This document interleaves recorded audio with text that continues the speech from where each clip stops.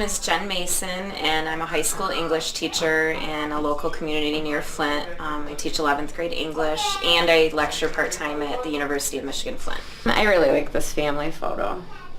It's one of the nicer photos where we're all in it. It's kind of hard for us all to get in a photo right now with them being so little. What is that? Well, we've always heard about it since they switched the water. And we could immediately tell within 2 days of the water switch that the water quality was different, and we immediately had to buy filters for our shower and for our tub, and started buying bottled water for our kids to drink just because the chlorine smell was so strong. It would burn your eyes some days when we would run a tub for the kids, and then other days it would smell like the lake, you know, that earthy smell that you can smell when you're swimming in a lake, or sometimes like the sulfur smell when you boil eggs. I just ordered a new filter for it. So it lasts 30 baths, which is about 2 months worth maybe if my kids take 2 baths a week. So.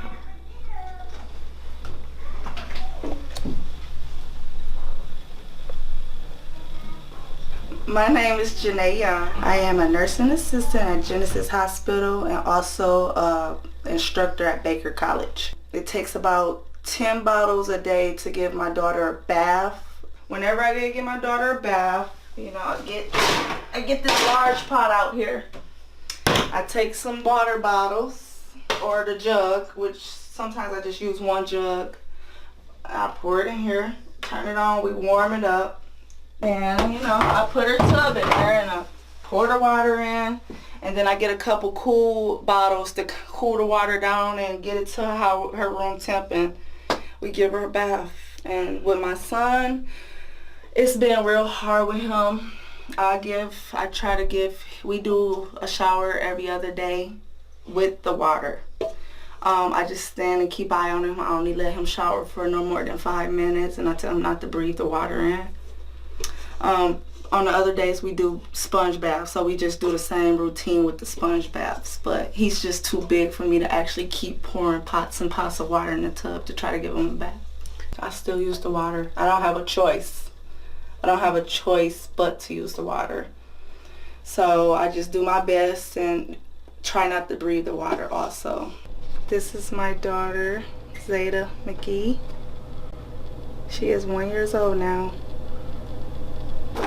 This is my son, Darius and Zeta. I lived in Flint all my life. When I found out the water was contaminated was probably about 5-6 months ago.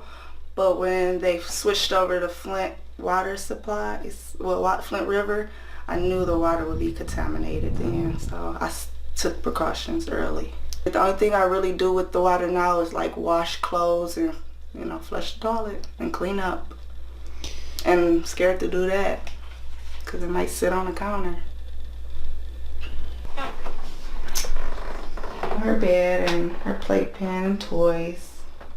My daughter have had 2 huge rashes since this issue started, and you know, the doctor gave her antibiotics. They cleared up, but it's sickening. It's so sickening because I don't know what to do. So this is my son's bedroom. They follow his Thomas trains. So this is where he hangs out. To have a basic human right taken away from me is ridiculous and infuriating. It really makes me question how valued we are in the state, which sounds silly, but now I'm starting to worry about our appliances because even General Motors can't use the water to, you know, in their plant on their cars. What's that doing to my home and to my dishwasher and my washer and dryer, or my washer and my, you know, hot water heater? Am I going to be out tons more money? Not only am I spending $130 a month for water I can't drink, and I have to get water from elsewhere, but what's it doing to the rest of my house, and how am I going to be affected with that?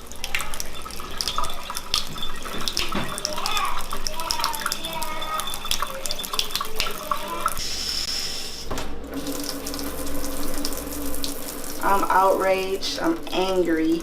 We should get refunded for the overpayments we've been paying for water that's been poisonous for the last 2 years.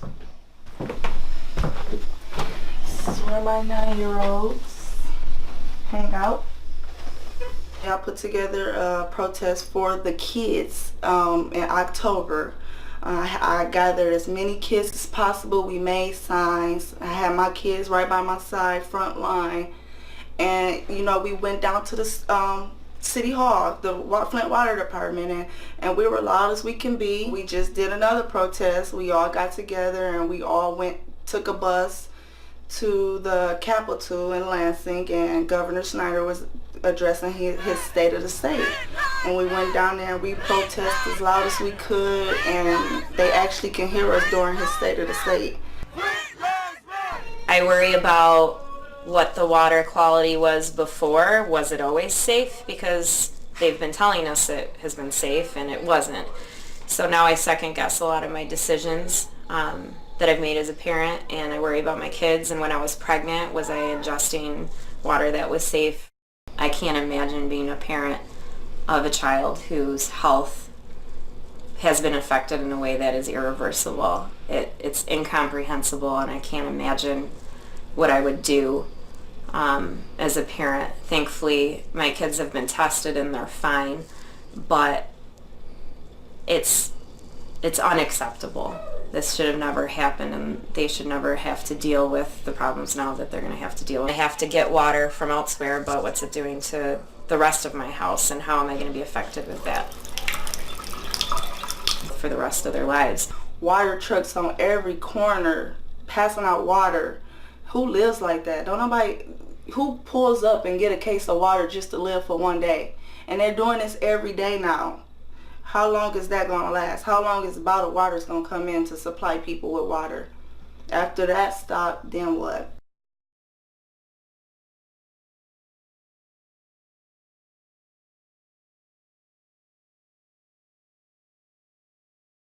Emergency in Flint, to send more resources on top of the assistance that we've already put on the ground. We've designated a federal coordinator to make sure the people of Flint get what they need from their country. Yesterday, I met with Mayor Weaver in the White House in the Oval Office. And I told her that we are going to have her back and all the people of Flint's back as they work their way through this terrible tragedy. And this week's issue of Time magazine features a cover story entitled "The Poisoning of an American City," about the devastating and terrifying water crisis in Flint, Michigan. Take a look. Imagine the water that flows into your home, that your children drink and bathe in, was poisoned, and the government knew about it, yet failed to keep you safe. It was a terrifying reality that Flint, Michigan Mayor Karen Weaver faced when she took office just 2 months ago. This is something that nobody should have to deal with. Everybody should have clean water. It all began in April 2014 when an emergency management team appointed by Governor Snyder made the catastrophic decision to implement a money-saving plan to draw drinking water from the Flint River without properly treating the water. This resulted in a citywide contamination of the water supply that had children testing positive for lead poisoning. Once the scandal broke, it dominated national headlines, leading the White House to declare a state of emergency, allocating up to $5 million in FEMA money to deal with the crisis. And just this week, 2 separate class action lawsuits were filed on behalf of Flint citizens. But federal aid, legal action, and national headlines provide no comfort for the thousands of affected residents, many of them kids. And here via satellite to give us an update on this tragedy is the mayor of Flint, Karen Weaver. And I do want to mention we will be talking to Cher in just a moment. I know she's a big advocate for your city, but let's get right into this. Mayor Weaver, you stepped into this 2 months ago. You took the job. Everyone wants to politicize this right now, but we're talking about lead poisoning, potential irreversible effects and brain damage. What's being done to help your citizens?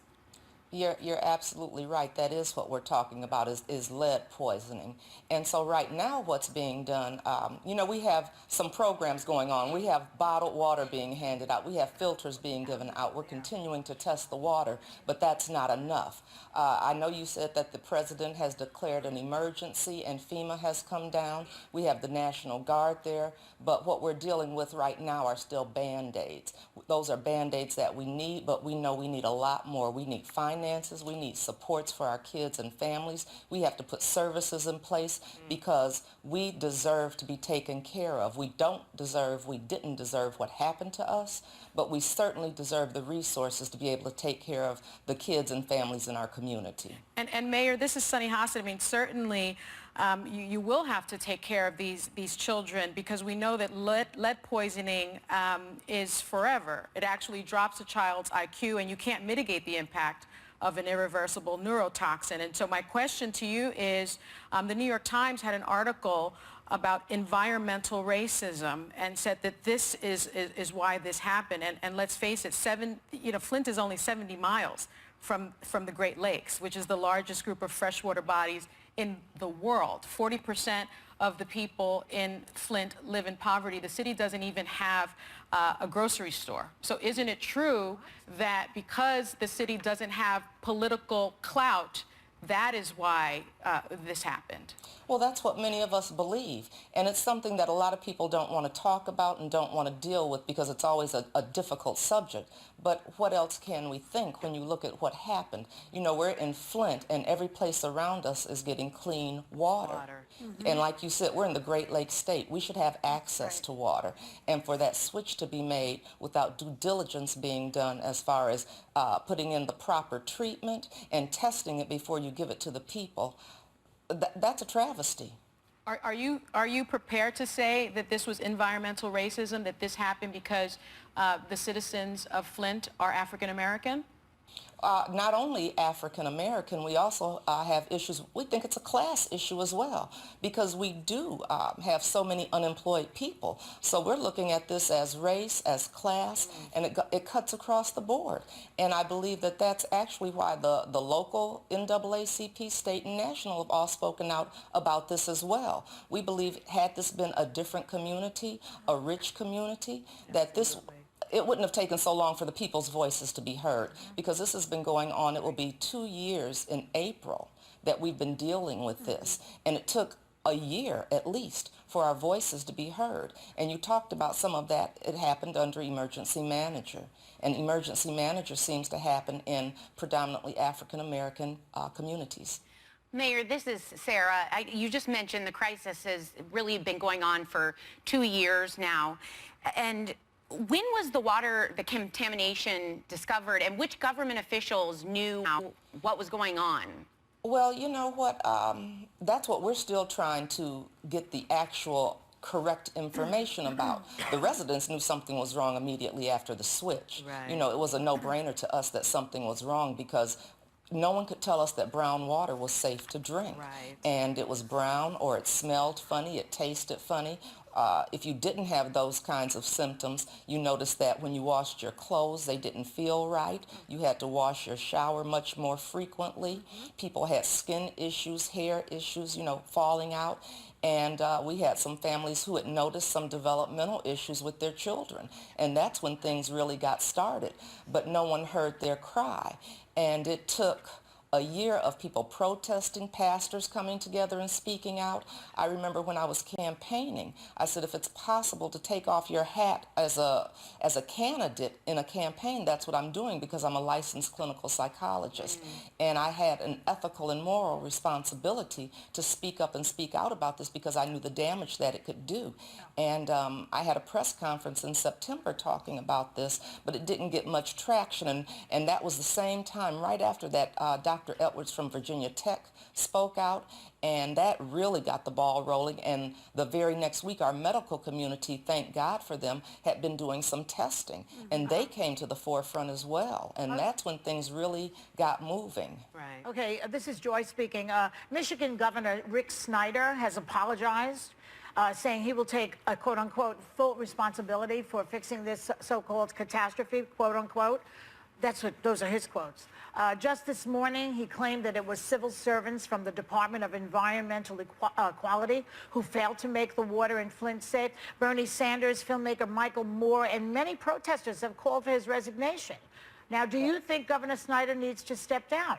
You know what, and that's a real good one, and that's something that I've said the governor needs to decide that, because we have been seeing resignations. One of the things we've been waiting for in the city of Flint for a long, long time is for people to be held accountable. And you see, it's starting to happen. There's an investigation. That's a real good one, and that's something that I've said the governor needs to decide that, because we have been seeing resignations. One of the things we've been waiting for, you are asking who knew what when. We haven't gotten that actual information, and that's what we've been waiting for. And whoever is implicated as being responsible for this, from the governor down, needs to do that. And I think it's going to be more than just one person. We've seen 3 resignations already. I'm looking for more to come, but whoever is implicated there, that's what needs to happen. They have to be held accountable, and that's what we want. It's been an interesting situation for me, because in the meantime, you know, he's the governor, and so I've been working. I have to work with whoever is in place. Right. So my responsibility has really been to stay focused on what are the services, what are the finances, what do we need, and make sure that happens while he's there. You know, if he continues to stay, I want to make sure we get what we need and what we deserve, because we didn't deserve what happened to us in the city of Flint. And Mayor, I know that I just want to mention too, Governor Rick Snyder did release all of the transcript of his emails from 2015. There was no discussion of race. It was all about cost relating and cost cutting. But you bring up a good point. Rather than politicizing, do something about it. We know there's culpability at every level of government, local, state, and federal. And we just want to say thank you for joining us. And we are sending our thoughts and our prayers to the people of Flint.